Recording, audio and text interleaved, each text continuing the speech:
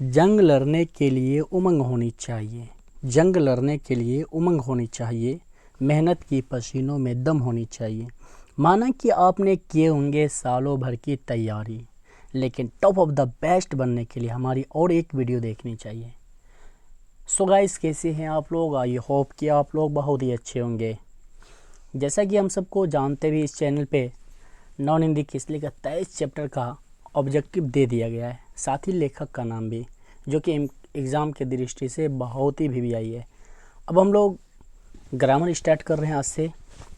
तो ग्रामर में सबसे पहला टॉपिक है वो क्या है? संज्ञा पढ़ेंगे। और ग्रामर में जितने भी है आपको सब्जेक्टिव ऑब्जेक्टिव दोनों दिया जाएगा। आज की वीडियो में हम सब्जेक्टिव देख लेते हैं और कल फिर आपको ऑब्जेक्टिव दे दिया जाएगा। तो ये क्या देखिए, सबसे पहले समझते हैं संज्ञा। संज्ञा क्या है? संज्ञा उस शब्द को कहते हैं जिससे किसी व्यक्ति, स्थान, वस्तु, प्राणी, भाव, गुण, पदार्थ या समूह का बोध होता है, उसे संज्ञा कहते हैं। अब इसको समझेंगे हम, अर्थात जिसके द्वारा किसी चीज़ का नाम ज्ञात हो उसे संज्ञा कहते हैं, ये भी कह सकते हैं। या तो और सरल भाषा में आएंगे हम तो सीधा हम बोल सकते हैं नाम बताने वाले शब्द संज्ञा कहलाते हैं। सिंपल है, जो नाम बताता है। अरे जितने भी चीज़ है सबका कुछ न कुछ नाम है। अगर जब सबका कुछ न कुछ नाम है तो क्या हो गया? संज्ञा हो गया।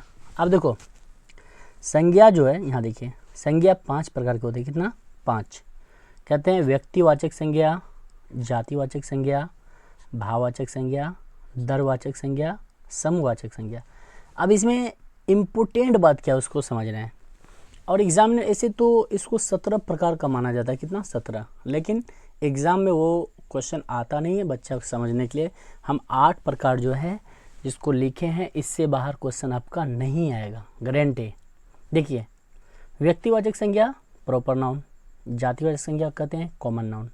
इंग्लिश लिख दिए थोड़ा समझ में आ जाएगा। भाववाचक संज्ञा कहते हैं अब्स्ट्रैक्ट नाउन। दरवाचक संज्ञा क्या हो गया? Material noun. समूहवाचक संज्ञा कलेक्टिव नाउन। उसके बाद क्या होता है? गुणवाचक संज्ञा, इसको कहते हैं क्वालिटेटिव नाउन। अव्यक्त संज्ञा इनविजिबल या इंटेजिबल नाउन। और होता है क्या? वैश्विक संज्ञा ऑक्यूपेशनल नाउन। ये समझ गए। अब देखिए सबका एक एक करके हम परिभाषा समझेंगे, उसके बाद सबको समझेंगे। तो चलिए चलते हैं नेक्स्ट की ओर। अब यहाँ से स्टार्ट करेंगे व्यक्तिवाचक संज्ञा क्या है। देखिए सबसे पहले 1 नंबर में है व्यक्तिवाचक संज्ञा, जो संज्ञा एक प्रकार है जिस संज्ञा से किसी विशेष व्यक्ति, स्थान, वस्तु आदि का बोध होता है। उदाहरण राम, सीता, गीता, दिल्ली, गंगा। यानी जिससे किसी नाम के बारे में पता चले, वे व्यक्तिवाचक संज्ञा हो, जिसका व्यक्तिगत से नाम लिया जाता हो। समझ जाएंगे। थोड़ा और आगे देखते हैं। 2 में क्या है? जातिवाचक संज्ञा, जिस संज्ञा से किसी पूरी जाति या वर्ग का बोध हो, जिसको कॉमन नाउन कहते हैं। उदाहरण लड़का, लड़की, शहर, नदी, पैर। आप लोग समझ जाएंगे। देखिए अब हम बोलेंगे कि वहाँ लड़के लोग खड़े हैं। लड़के किसी एक के बारे में नहीं कहा जा रहा है, लड़का, बहुत सारे लड़का है, तो ये जातिवाचक हो गया। बोलेंगे गाय, जातिवाचक। बोलेंगे सफ़ेद गाय तो हो जाएगा व्यक्तिवाचक, क्योंकि उसका व्यक्तिगत रूप से नाम लिया जा रहा है। अगर कहें लड़की, अब बताओ लड़की क्या है? लड़की तो बहुत सारे लड़के हो सकते हैं ना। अगर हम बोलेंगे किसी एक की लड़की का नाम लिए, जैसे मान लो राजिया, तो क्या हो जाएगा? जैसे मान लो हम नाम ले रहे हैं राजिया। अब बोलोगे सर ये व्यक्तिवाचक होगा, क्यों होगा? क्योंकि ये स्पेशलिस्ट आपने नाम ले रहे हैं। ठीक है, चलिए उम्मीद करता हूँ कि समझ गए होंगे। चलिए तीसरा, भाववाचक संज्ञा। भाववाचक संज्ञा क्या है? जिस संज्ञा से किसी गुण, अवस्था या भाव का बोध हो। उदाहरण प्रेम, दुख, आनंद, सुंदरता, क्रोध। तो इसमें क्या है? जैसे दुख के बारे में पता चले, या क्रोध गुस्सा हो रहा है, या कोई चीज़ आनंद आ रहा है, मज़ा आ रहा है, या सुंदरता दिख रहा है, ये सारा जगह है ना, तो ये हो जाएगा भाववाचक संज्ञा। चलिए देखते हैं चौथा। 5 बहुत इंपॉर्टेंट है, इसको सीखना बहुत जरूरी है। एग्जाम में तो बहुत क्वेश्चन आते हैं इससे। अब ये क्या है? दरवाचक संज्ञा, जिस संज्ञा से किसी पदार्थ, या द्रव्य का बोध हो। उदाहरण सोना, चांदी, पानी, दूध। अब वो मेटेरियल नाउन का नाम सुना होगा। संज्ञा जिसमें बहाव हो, जैसे तेल हो गया, सोना हो गया, चांदी हो गया, तेल हो गया, ये सारा का सारा क्या हो जाएगा, ये द्रव्यवाचक हो जाएगा। ठीक है, चलिए पांचवा देख लेते हैं। अब देखिए पांचवा क्या है, समूहवाचक संज्ञा। जिस संज्ञा से किसी समूह या झुंड का बोध हो। उदाहरण भीड़, सेना, झुंड, वर्ग, परिवार। जिसने एक जगह पूरा झुंड लगा के खड़े हुआ है, मेला लगा हुआ है, सेना का आर्मी का झुंड देखा होगा, परिवार देखा होगा, ये सारा एक सारा समूहवाचक, समूह में लग गया। ठीक है, आई होप कि ये 5 तक आपको समझ में आया होगा। ठीक है, आगे चलते हैं। संज्ञा के अनुरूप क्या होता है। संज्ञा के अनुरूप क्या होता है समझो। कभी कभी संज्ञा के और भी उपभेद किए जाते हैं। ठीक है, कभी कभी ऐसा पूछ देता है, तो इसमें क्या पूछ सकता है, गुणवाचक संज्ञा जिससे किसी गुण या दोष का बोध होता हो, जैसे अच्छाई, बुराई। अभी आपने पढ़ा होगा, बस उसी को क्या क्या थोड़ा इसको अलग किया है। ठीक है, आगे समझ जाएंगे आप।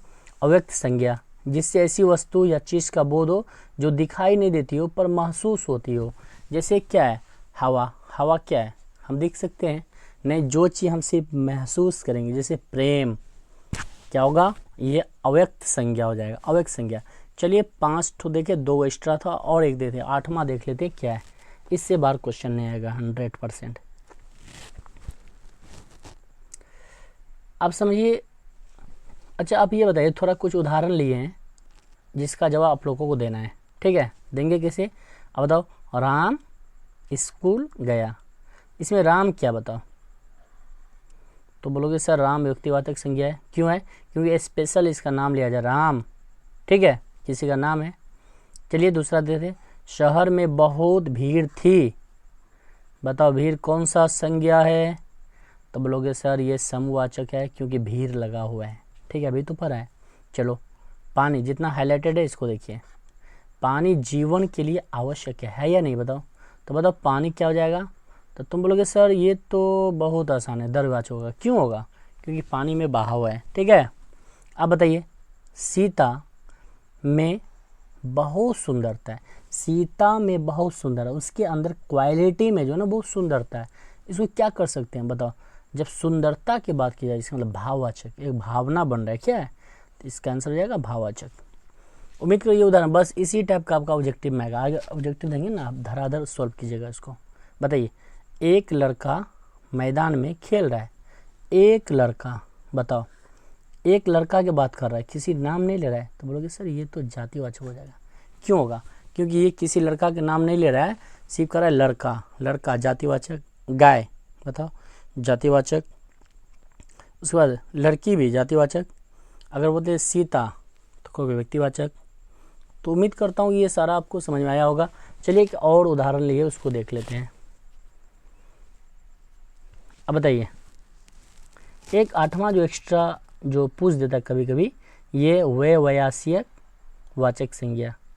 बताइए, जिस संज्ञा से किसी व्यक्ति के काम, धंधे या पेशे का बोध हो उसे व्यवसायवाचक संज्ञा कहते हैं। क्या कहते हैं, व्यवसायवाचक संज्ञा। याद रहेगा ना, व्यवसायवाचक संज्ञा। ठीक है, अब जैसे शिक्षक, क्या हो गया, जो शिक्षा देता है उसे शिक्षक कहते हैं, उसका पैसा है पढ़ाना। ठीक है, किसान जो खेती करता है, तो बताइए इसका क्या है, इसका पैसा है खेती। डॉक्टर जो इलाज करता है, उसका पैसा है चिकित्सा। व्यापारी जो व्यापार करता है। नाई जो बाल काटता है, उसका पैसा है बाल काटना। तो आई होप कि ये सारे क्वेश्चन जो सब्जेक्टिव थे आपको बहुत ही आसान से समझ में आया होगा। अब जो भी थोड़ा आपके अंदर कमी बेसी होगी, इसका जो ऑब्जेक्टिव देखेंगे उसमें आपको समझ में आ जाएगा। ऑब्जेक्टिव वीडियो लेने के लिए आपको कमेंट करना होगा कि सर ये चैप्टर संज्ञा के जितने भी ऑब्जेक्टिव है जो एग्ज़ाम की दृष्टि से मस्ट इम्पोर्टेंट है वो दीजिए, तो आपको दे दिया जाएगा। आप कमेंट में ज़रूर बताएंगे। इसी तरह आप हमारे इस चैनल पे बने रहें। जितने भी हिंदी, कानून हिंदी का ऑब्जेक्टिव है बुक से उसको भी लिख लीजिए। और सब्जेक्टिव आज से ग्रामर स्टार्ट किया, आपको टॉपिक वाइज टॉपिक दिया जाएगा। मिलते हैं नेक्स्ट वीडियो में, तब तक के लिए धन्यवाद।